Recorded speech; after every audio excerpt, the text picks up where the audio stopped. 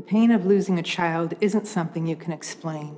It's not something you will ever get over. We thought we knew enough to keep our kids safe. After we lost our son Colin, we realized just how little we knew. My name is Mary Kay, and this is my Hidden in Plain Sight story. Colin was such a good kid. He had never been in trouble. He was a good student, he had a job, he helped at home, and he would do pretty much anything for absolutely anybody. The first time we were concerned was when we found weed in his room. We talked with him about it. He said, "It's no big deal, Mom. It's going to be legal soon anyway. Everybody does it." We had many conversations about it, but his view was just different than mine. I was afraid it would lead him to more dangerous drugs. He would say, "It helps me relax. It helps me focus. You're overreacting, Mom." But what we saw was the opposite. The year we found out he was smoking pot was the first year he got a D in school. I saw him starting to lose interest in things he had liked doing before. I was worried, and I talked to a lot of people.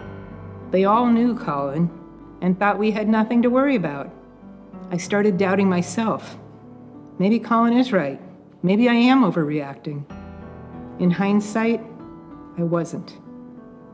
At one point, we found out Colin was taking my mom's prescription pain medication. My dad, my sister, and I were tracking her meds very closely because we were concerned my mom was addicted to them. We allowed our older kids to help monitor those pills. One day, I asked Colin if he forgot to write a dose down because some were missing. He reached in and pulled some out of his pocket. My heart absolutely sank. I said, "Colin, what are you doing?" "It's not what you think, Mom." He always had a plausible response. He told me about his friend who was trying to get clean, but needed a few to take the edge off. I told him that's not how you help a friend. I wanted the friend's number and his mom's number. Again, Colin never skipped a beat. "I'll talk to him, Mom." A few days later, he even came back to me and told me he had talked to him. And his friend told his mom, and he was getting help. I believed him. No more pills were ever missing from my mom's, and I was proud that he had helped a friend. A while later, we found powder on his desk.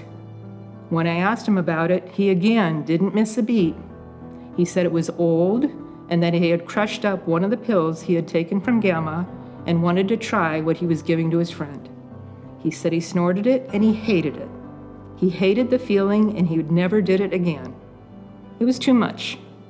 I took him to our family doctor that afternoon. She knew Colin.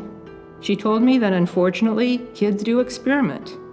But Colin seemed to know the dangers and thought we should just watch it closely.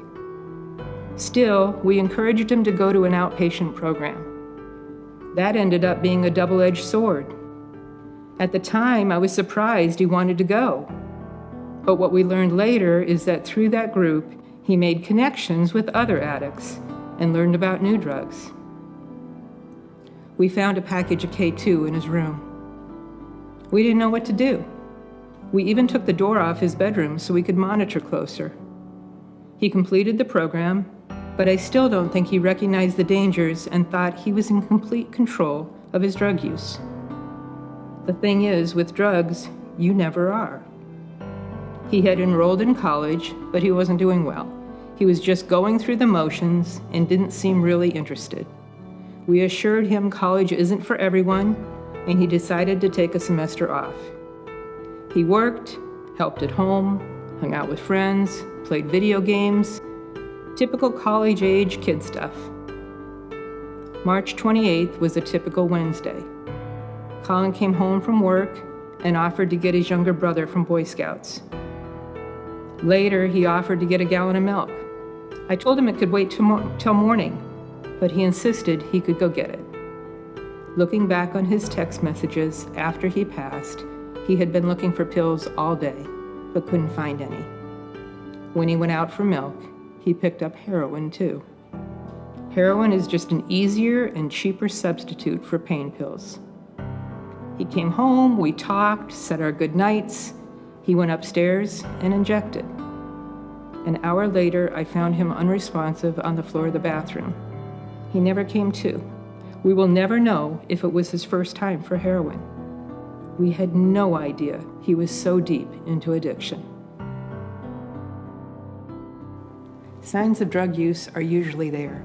Slipping grades, a loss of interest in things they used to love, a lot of sleeping, head nodding. It's sometimes hard to know the signs versus typical teenage behavior, and it's easy to just brush them off. Plus, you know your kid. The kid before drugs took over, and you love them, so you believe them. I should have trusted my gut. My gut told me something wasn't right, even though Colin had a plausible explanation for everything. When people use drugs, the drugs take over. It is no longer the person you knew. In my head, I knew we did what we could, but my heart is harder to convince. If you think your child is using, have a concerned conversation with them. Though never easy, parents are the best connection to help kids struggling with addiction. As a parent, when you're scared and don't know what to do, you can come across as angry or upset with them. Get support through local resources who can coach you on things to say and resources available to help you and them.